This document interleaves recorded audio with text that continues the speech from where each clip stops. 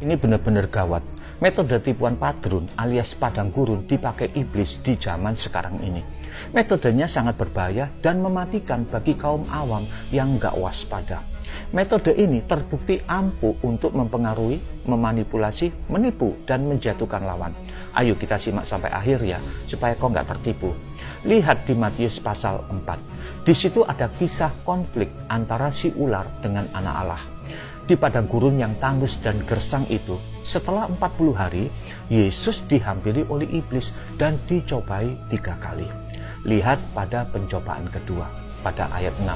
Iblis menggunakan jurus tipuan dengan mengutip ayat firman Tuhan di Mazmur pasal 91. Dikatakan demikian, jika engkau anak Allah, jatuhkanlah dirimu ke bawah, sebab ada tertulis, mengenai engkau ia akan memerintahkan malaikat-malaikatnya, dan mereka akan menatang engkau di atas tangannya, supaya kakimu jangan terantuk kepada batu. Ayat ini dicomot lepas dari konteksnya dan ditafsirkan secara sembarangan serta diterapkan pada situasi yang salah oleh iblis. Trik ini dapat menjadi senjata ampuh yang mematikan bagi yang nggak paham. Perhatikan metode tipuan padrun ini dipakai juga oleh anak-anak dari si iblis untuk menipu jemaat Tuhan.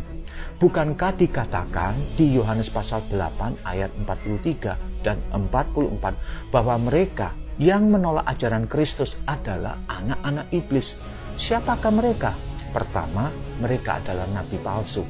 Mereka adalah serigala berbulu domba yang menyamar sebagai hamba Tuhan, penginjil, bahkan pendeta, tapi datang untuk mengacaukan imanmu.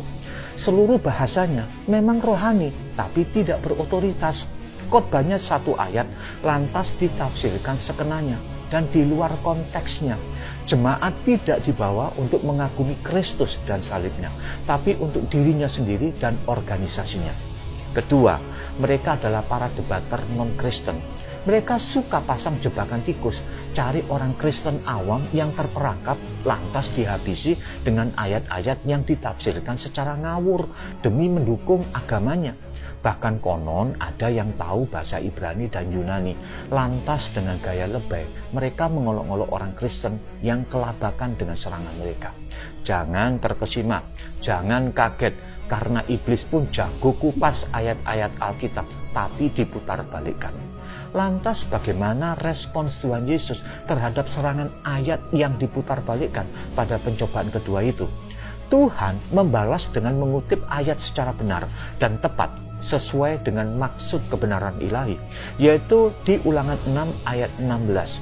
Ia berkata dengan tegas, ada pula tertulis, janganlah engkau mencobai Tuhan Allahmu.